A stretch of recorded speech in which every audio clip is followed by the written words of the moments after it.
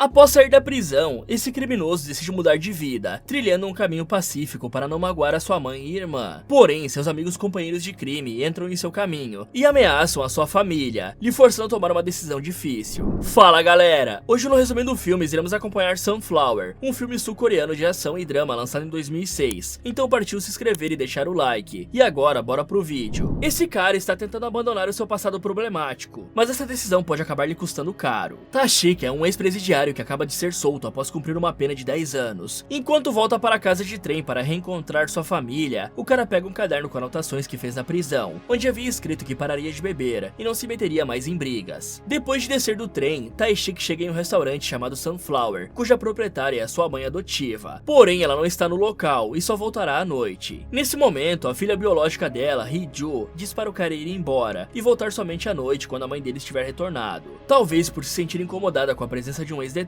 Tashik até explica que não tem para onde ir, mas a jovem faz o possível para se livrar dele. Sem escolhas, o cara decide ir até um daqueles estabelecimentos de banho coletivo que são bem comuns nos países asiáticos, riscando assim esse item da lista de coisas que gostaria de fazer quando saísse da prisão. E por ter passado 10 anos afastado da sociedade, sem conhecer as novas tecnologias, Tashik tem dificuldades para abrir o armário, porque a chave é basicamente um sensor de proximidade. Logo, o funcionário do local se irrita, porque ele está fazendo o sensor apitar várias vezes, e esse funcionário até lhe xinga sem se preocupar com as consequências, por pensar que o cara é um nerd indefeso, já que ele está usando uma camiseta listrada. Mas assim que Tashik retira sua camiseta para colocá-la no armário, o guarda vê suas tatuagens e fica com medo ao perceber que ele é um ex-presidiário. Assim que a noite chega, um criminoso está agredindo uma mulher no meio da rua, e apesar de ter dois policiais observando tudo de longe, eles decidem não se meter porque esse criminoso pertence a uma gangue, chefiada por Chang-moo e Yang-ki, que são os ex-companheiros de Tashik. Após isso, o cara visita um clube noturno para reencontrá-los, e os dois demonstram ter bastante respeito por ele, mostrando assim que Tashik não era qualquer criminoso, e sim um dos mais importantes da cidade. Porém, quando o cara dá as costas, Yang-ki ordena que os seus homens o vigiem, talvez por não acreditar que Tashik realmente abandonou o seu lado criminoso. Após isso, o cara volta ao Sunflower e reencontra sua mãe adotiva. Ela fica feliz ao ver que ele está bem e com saúde, mas apesar disso, Tashik se sente culpado por tê-la feito sofrer, e por isso pede desculpas. Em seguida, eles vão jantar, e Duka trata Tashik com bastante carinho, apesar dele não ser o filho biológico dela. Já Hee-joo é bastante cruel com o cara. Quando eles ficam a sós, ela diz que não o tratará como seu irmão, e que não gosta da ideia de ficar na mesma casa que um estranho. Quando o cara se deita na sua cama antes de dormir, ele promete que não irá mais beber, e nem se meter em problemas porque quer viver honestamente, se tornando uma boa pessoa para deixar sua mãe orgulhosa. Assim que amanhece, Hee-joo entrega as chaves da casa para Tashik, e faz um comentário maldoso sobre não ter nada de valioso no local para ele roubar. Passando para o mercado da cidade, um político chamado Pan-soo está fazendo várias promessas aos comerciantes que trabalham no local, já que as eleições para governador estão chegando e ele precisa arrecadar votos. Porém, assim que entra em seu carro, Pan-soo limpa a mão que usou para cumprimentar as pessoas e ainda diz que elas fedem. Nesse momento é revelado que o cara é na verdade um mafioso, que pretende usar a política para alavancar seus negócios ilegais. E eu acho que ele deve ter feito um curso aqui por essas bandas para se especializar nisso. Mas deixando a zoeira de lado, dá pra entender o motivo de Hee-joo estar tão desconfiada assim, afinal não deve ser fácil conviver com um ex-detento, pois ele pode sim ter uma recaída e voltar para o mundo do crime, mas ela também não precisa ser tão dura com o cara e poderia apoiá-lo porque ele é seu irmão adotivo, ainda mais considerando que Tashik está se esforçando para conviver em sociedade, o que é algo bem difícil para alguém que passou 10 anos preso e que não está mais acostumado com uma vida normal. E antes que você aí fique maluco e comece a xingar nos comentários, não, eu não estou defendendo o bandido, só estou dando o benefício da dúvida pro cara, já que ainda não sabemos o que ele fez para ser preso. Voltando para Tashik, o cara está assinando um termo na delegacia, que diz que ele será mandado de volta à prisão se voltar a cometer qualquer crimes. Nesse momento, Min-suk, que é um policial que estudou junto com Tashik no ensino médio, se aproxima e lhe chama para conversar. Os dois então vão tomar um café e Min-suk se mostra preocupado com o bem-estar dele, dizendo que o cara deveria deixar a cidade, porque os moradores não se esqueceram dos crimes que ele cometeu e por isso ficam incomodados com sua presença. Mas de qualquer forma, o cara assegura que ficará bem, porque já pagou pelos seus crimes e está mudando aos poucos. Após isso, Tashik visita uma clínica para tentar remover suas tatuagens. Ele explica que fez elas quando ainda era jovem para intimidar seus inimigos, mas que agora se arrepende e acha que elas estragaram o seu corpo. O médico até explica que é possível removê-las com laser, porém pelo grande número de tatuagens e também pelo tamanho delas, o tratamento sairá bem caro, e por não estar trabalhando atualmente, Tashik não tem condições de pagar. Enquanto isso, a mãe do cara discute com a recepcionista do escritório do Pan-soo e entra no local à força sem ser convidada. Ela está irritada porque o político está importunando faz tempo para tentar comprar o seu restaurante, já que ele pretende construir um shopping no local, e de todos os comerciantes, a mulher é a única que não quis vender o seu comércio, sendo que Pan-Su enviou vários dos seus homens para incomodá-la na esperança de que ela aceite o acordo. E após deixar bem claro que não venderia o Sunflower, a mulher retorna para o restaurante e pergunta se Taishi quer trabalhar no local. E apesar dela ter dito que pagaria um salário para ele, o cara decide andar com as suas próprias pernas e rejeita a oferta, arrumando um emprego como ajudante em uma oficina. Ao passar pelo local com a viatura, Min-suk fica surpreso ao ver que Taishi está ganhando dinheiro de forma honesta. Ele então explica para o seu parceiro o motivo de estar tão surpreso, já que há 10 anos atrás, Taishi costumava mandar em Shang e também em Yankee, que hoje ajudam a comandar o crime organizado na cidade. Porém, Chodopil, que era um rival deles naquela época, reuniu vários dos seus homens e juntos encurralaram Taishi para eliminá-lo. Nesse momento, finalmente descobrimos o motivo do cara ser tão temido até hoje. É porque ele lutava bem pra caramba. Mesmo estando sozinho, ele finalizou o Chodopil e acabou com todos os outros sem maiores problemas. Assim que Shang e Yankee chegaram no local na intenção de ajudá-lo, ficaram assustados ao perceberem o que o cara havia feito. E por ter finalizado alguém, Taishi acabou sendo preso pela polícia, assim como vimos antes, enquanto que Shang e Yankee assumiram o posto dele e foram forçados a jurar lealdade a Pan-Su, que é o verdadeiro líder do crime da cidade. De volta ao presente, Min-suk fica preocupado com a possibilidade de Taishi voltar a ser um criminoso, e por isso decide conversar com o novo chefe dele, que rapidamente revela que ele implorou para conseguir esse emprego e que inicialmente estava com medo de contratá-lo, por causa do seu passado criminoso, mas que agora está feliz, porque Taishi está se empenhando mais do que qualquer outro funcionário. Já no dia seguinte, Hee-ju está na escola e fica surpresa ao encontrar seu irmão adotivo lendo um folheto na recepção. Ao conversar com ele, o cara explica que quer terminar o ensino médio, porque teve que interromper os estudos para cumprir a sua pena na prisão. Nesse instante, a professora da jovem reconhece Taishi e lhe chama para conversar, porque eles eram da mesma turma. Ela demonstra interesse no cara e até diz que tentou visitá-lo na prisão, mas ao contrário dela, Taishi não tem o mesmo sentimento e por isso a rejeita de forma respeitosa. Após isso, o cara e Hee-ju estão comendo em uma barraquinha e ao que tudo indica, ela está começando a gostar da companhia dele. Porém, um delinquente chamado Sung-ji, que tem uma queda pela jovem, pensa que os dois estão namorando e fica com ciúmes. Para se vingar, ele e seus capangas arrastam Taishi até um depósito abandonado e dão uma surra nele. E por medo de ser preso por bater em menores de idade, o cara se recusa a revidar as agressões. Só que logo, os jovens congelam de medo quando rasgam a camiseta de Taishi e veem as tatuagens dele, percebendo assim que o cara é um ex-criminoso. Após isso, Taishi e Hee-ju retornam para casa, e ela demonstra estar preocupada com ele e lhe traz esparadrapos para seus ferimentos. E galera, ainda bem que o cara não removeu essas tatuagens, porque elas acabaram de lhe salvar. Mas fazendo uma pesquisa rápida, deu para entender o motivo de Taishi não ter conseguido pagar pelo tratamento, já que são necessárias de 8 a 10 sessões para remover uma tatuagem, e cada uma dessas custa em média de R$1.000. E obviamente que o preço não é em reais porque eles estão na Coreia do Sul, mas deu pra ver que é bem caro mesmo, independente do país. Passando para um bar, Pan-su está comemorando sua vitória nas eleições junto com seus capangas de maior confiança. O político então explica que agora que venceu as eleições, ficará bem ocupado, e que por isso precisará que um deles assuma alguns de seus negócios. Rapidamente, Chang-moo e Yankee começam a brigar pelo cargo, mas para desempatar a disputa, Pan-su diz que aquele que destruir o Sunflower primeiro se torna o novo número 2 da gangue. Assim que amanhece, Chang-moo e seus homens entram no restaurante e quebram tudo que vem pela frente. Porém, assim que Chang nota a presença de Taishi, ele imediatamente fica aterrorizado e pede para seus homens pararem com aquilo. Irritado com a destruição que fizeram no local, o cara subjuga o criminoso e sem escolhas, ele e os outros fogem do restaurante. Ao retornar, Chang culpa Yankee por não ter falado que Taishi está morando no restaurante da mãe dele, já que anteriormente Yankee ordenou que seus homens vigiassem o cara, e por isso ele sabia desse detalhe. Enquanto isso, Taishi cumpre o seu papel de irmão mais velho e ajuda Hee-ju em cálculo, que é uma matéria ensinada nas escolas sul-coreanas, mas que no Brasil só é mostrada na faculdade. Ou seja, os asiáticos estão mais avançados que a gente, sendo que Taishi só sabe cálculo porque dividiu a cela da prisão com um professor de matemática. Assim que a noite chega, o cara recebeu seu primeiro salário trabalhando na oficina e decide comprar um sapato novo para sua mãe e também uma câmera que Hee-ju tanto queria, já que nessa época não tinha iPhone. A mãe do cara então se emociona por ele ter abandonado o crime e estar trilhando uma vida honesta. Assim que deixa o local e fica sós, Taishi risca mais um item do seu caderno, que era presentear sua mãe quando saísse da cadeia. Nesse momento é revelado que o cara ganhou o caderno da sua mãe quando ele estava preso, e que o objeto lhe ajudou a manter-se motivado e a superar essa época difícil da sua vida. Assim que amanhece, Chang-moo aproveita que Taishi está ocupado trabalhando para invadir o restaurante. A mulher até tenta empurrá-lo para fora, mas como consequência acaba sendo agredida. Hee-ju, que estava indo para a escola, escuta os gritos da sua mãe de longe e volta correndo para o restaurante. E para protegê-la, a garota quebra sua câmera na nuca do Chang. Detalhe é que Min-suk e outro policial estão observando tudo, mas decidem não fazer nada por medo de sofrerem uma retaliação do Pan-su, que agora é o governador do lugar. Após os criminosos irem embora, Taishi chega no restaurante e encontra o rastro de destruição que eles deixaram. deixaram. Hee-joo até mostra que a câmera que ganhou de presente quebrou. E para tentar resolver as coisas de forma pacífica, já que fez aquela promessa de que nunca mais lutaria, Tashi decide ir até o escritório do Pan-soo e pede com educação para que ele deixe a sua mãe em paz. Mas por saber que o cara era um dos criminosos mais competentes da cidade, Pan-soo lhe oferece um emprego, prometendo um salário bem mais alto do que na oficina. Mas apesar disso, Tashi recusa, por não querer voltar para o mundo do crime. Assim que o cara deixa o local, Pan-soo liga para Yang-ki, e junto eles armam um plano para tentar enviá-lo de volta à prisão. Quando a noite chega, Tashi está voltando do trabalho, e por obra do destino acaba encontrando seu velho amigo Byung-jin, que por coincidência é o motorista particular do Pan-soo. Então ele diz para Tashi tomar cuidado,